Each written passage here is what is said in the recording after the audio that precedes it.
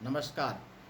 आज मैं income tax के पुराने रेट और नए रेट के बारे में डिस्कस करने जा रहा हूँ। पुराने रेट से मुझे लगता है कि आप सब लोग अवगत होंगे। नए रेट फाइनेंशियल ईयर 2020-21 यानी असेसमेंट ईयर 21-22 से लागू है। आपके पास ऑप्शन है, चाहे तो आप पुराने रेट से टैक्स दे सकते हैं और चाहे तो नए रेट से। आपको देखना है कि आपको किस में ज़्यादा फ़ायदा है, उसे आप ऑप्ट कर सकते हैं। इसलिए आपको ये जानना ज़रूरी है कि आपको किस में फ़ायदा है। अभी आपके एम्प्लॉयर आपसे ऑप्शन भी मांग रहे होंगे कि आपको पुराने रेट में जाना रहना है या नए रेट में जाना है। फाइनेंस मिनिस्टर ने बजट में ये कहते हुए नए रेट को इंट्रोड्यूस किया कि पुराने रेट में बहुत सारे एग्जम्पशंस और डिडक्शंस हैं, जिससे टैक्स पेयर कन्फ्यूज हो जाते हैं। इसलिए सारे एग्जम्पशंस और डिडक्शन को ख़त्म करके टैक्स के रेट को कम करके नए रेट को उन्होंने लाया। इससे आप समझ सकते हैं कि नए रेट में आपको किसी भी प्रकार का एग्जम्पशंस और डिडक्शंस अवेलेबल नहीं है। जो नॉर्मल एग्जम्पशंस और डिडक्शंस हैं, कुछ हैं, उसके बारे में हम लोग डिस्कस करें। एक तरह से कह सकते हैं कि नया रेट जो है वो टोटल रिसीट पे आपको टैक्स देना है। इस कारण से आम लोगों में बहुत कन्फ्यूजन है, क्योंकि नए रेट में टैक्स के रेट कम कर दिए गए हैं, पुराने रेट में कुछ एग्जम्पशंस डिडक्शंस हैं, तो लोग ये नहीं समझ पाते कि नए रेट में जाना है या पुराने रेट में जाना है। वैसे 5 लाख तक पुराने रेट में और नए रेट में सेम सिचुएशन है, दोनों में कोई अंतर नहीं। अब हम लोग पुराने रेट में और नए रेट का स्लैब देखते हैं कि क्या था। 5 लाख तक मैंने बताया सेम था, 2.5 लाख तक नील, 2.5 लाख से 5 लाख तक पुराने रेट में 5% था, 5 लाख से 10%, 10 लाख तक 20%, 10 लाख से ऊपर 30%। नए रेट में भी 2.5 लाख तक नील है, 2.5 से 5 5%, 5 से 7.5 10%, 7.5 से 10 लाख 15%, 10 से 12.5 20%, 12.5 से 15 लाख 25%, 15 लाख से ऊपर 30%। मैंने बताया कि अगर 5 लाख से आपकी इनकम कम हो तो आपको कोई टैक्स नहीं देना पड़ता है। एक रिबेट अवेलेबल है जो दोनों में है, नए में भी है और पुराने में भी है।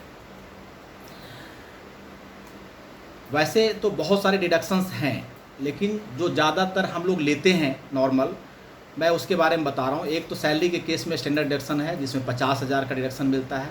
हाउसिंग लोन या HRA, इसमें 2 लाख तक है। HRA अगर सैलरी ज़्यादा हो और HRA ज़्यादा हो तो ज़्यादा भी मिल सकता है, बट हम लोग 2 लाख को मान के चलते हैं कि 2 लाख तो ले ही सकते हैं।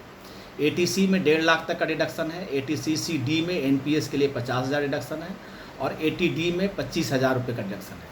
लगभग ये 4,75,000 का है, जो लगभग सब लोग लेते हैं। ये डिडक्शन पुराने स्कीम में है लेकिन नए में नहीं है।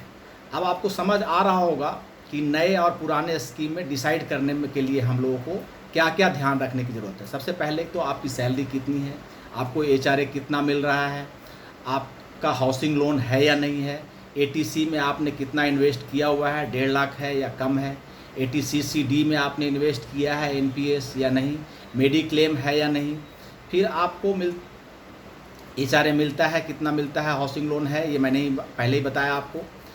अगर स्टैंडर्ड डिडक्शन के अलावा कोई और डिडक्शन या एग्जम्पशन आपको अवेलेबल नहीं है और आपकी इनकम 5.5 लाख है, तो आपको दोनों ही रेट में आपको पुराने रेट में रहने में फ़ायदा है, कोई टैक्स नहीं देना पड़ेगा। अगर उसके अलावा कोई डिडक्शन नहीं है, कोई और डिडक्शन है और सैलरी ज़्यादा है, तो हम आगे देखेंगे कि क्या करना है। अब कुछ एग्जाम्पल लेकर के समझते हैं। मान लीजिए कि आपकी सैलरी 9,70,000 रुपये और आप 60 साल से कम एज ग्रुप के हैं। पुराने रेट में जैसा कि मैंने बताया 4,75,000 का डिडक्शन आपको अवेलेबल है। उसको अगर लेस करते हैं तो आपका इनकम बचता है 4,95,000, जिस पे आपको कोई टैक्स नहीं देना पड़ता है, नील टैक्स। लेकिन नए रेट में आपको 9,70,000 रुपये के ऊपर टैक्स जो बनता है लगभग 71,500 रुपये बनता है। तो आप समझ सकते हैं कि कितना दोनों में डिफरेंस है। आपको पुराने रेट में जाना चाहिए। मैंने इसमें 4% का एजुकेशन सेस नहीं लगाया है, वो इसके ऊपर आपको देना होगा। दूसरा एग्जांपल लेते हैं कि आपकी सैलरी अगर 15 लाख रुपये, इसमें 3 एग्जांपल लेते हैं। एक तो ओल्ड स्कीम जिसमें आपको डिडक्शन मिलता है, डिडक्शन अवेलेबल है। दूसरा ओल्ड स्कीम जिसमें डिडक्शन आपके पास कुछ नहीं है। तीसरा न्यू स्कीम। ओल्ड स्कीम में 15 लाख रुपए का इनकम है, 4,75,000 का डिडक्शन लेते हैं, आपकी इनकम बचती है 11,25,000 रुपये। इसके ऊपर जो टैक्स बनता है बिना एजुकेशन से इसका 1.5 लाख रुपये। ओल्ड स्कीम में अगर कोई डिडक्शन नहीं हो 15 लाख का 15 लाख इनकम है, टैक्सेबल इनकम भी 15 लाख है। उसके ऊपर जो टैक्स बनता है 2,62,500 रुपये।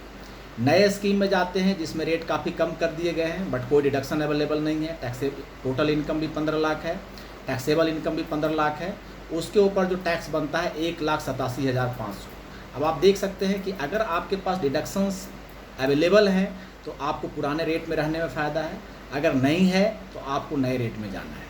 तो ये आपको देखना है। आप एक दूसरा एग्जाम्पल लेते हैं कि अगर आपकी इनकम 30 लाख रुपये है, इसमें भी तीनों तरह का एग्जाम्पल लेते हैं कि आपके पास डिडक्शंस अवेलेबल हैं, जो मैंने नॉर्मल डिडक्शन कहा। उसके अलावा भी बहुत सारे डिडक्शन हो सकते हैं, ATG के हो सकते हैं, ATE के हो सकते हैं। नॉर्मल डिडक्शन जो 4,75,000 का है, अभी उसके ऊपर ही हम लोग कैलकुलेशन करते हैं। अगर डिडक्शन है तो ओल्ड रेट में 30 लाख, 4,75,000 आप घटाएंगे, आपकी इनकम बचेगी 25,25,000 रुपये। इसके ऊपर जो टैक्स बनेगा 5,70,000 रुपये बनेगा। ओल्ड स्कीम में अगर आपके पास डिडक्शन नहीं है, टोटल सैलरी 30 लाख है, टैक्सेबल सैलरी भी 30 लाख बनेगा। उसके ऊपर जो टैक्स बनेगा वो 7,12,500 रुपये बनेगा। न्यू रेट में जाएंगे, वहाँ भी 30 लाख आपका इनकम है और 30 लाख टैक्सेबल इनकम भी हुआ, क्योंकि कोई डिडक्शन अवेलेबल यहाँ पे नहीं है आपको। उसके ऊपर जो टैक्स बनेगा 6,37,500। अब आप देखें कि ओल्ड रेट में अगर डिडक्शन नहीं है तो टैक्स का ज़्यादा है और न्यू रेट में कम है। तो इस केस में भी अगर डिडक्शन है तो आपको ओल्ड रेट में जाना है, अगर डिडक्शन नहीं है तो न्यू रेट में जाना है। एग्जाम्पल से आपको ये देखने से समझ में आ गया होगा कि अगर डिडक्शंस एग्जम्पशंस हमारे पास अवेलेबल है तो हम लोगों को पुराने रेट में जाना चाहिए, अगर नहीं है तो नए रेट में फ़ायदा होगा। लेकिन फिर भी मैं आपको सजेस्ट करूंगा ऑप्शन देने से पहले एक बार डिटेल कैलकुलेशन ज़रूर करें। ये ऑप्शन सैलरी के केस में हर साल अवेलेबल है आपको, हर साल स्टार्टिंग में आप स्विच कर सकते हैं। जैसे इस साल आपने पुराना रेट लिया है तो अगले साल आप नए रेट ले सकते हैं अगर आपके पास डिडक्शंस अवेलेबल नहीं है। लेकिन अगर बिजनेस करते हैं तो केवल एक बार और चेंज करने का ऑप्शन है, हर साल आप चेंज नहीं कर सकते। आशा है आप लोगों को ये वीडियो पसंद आया होगा। धन्यवाद।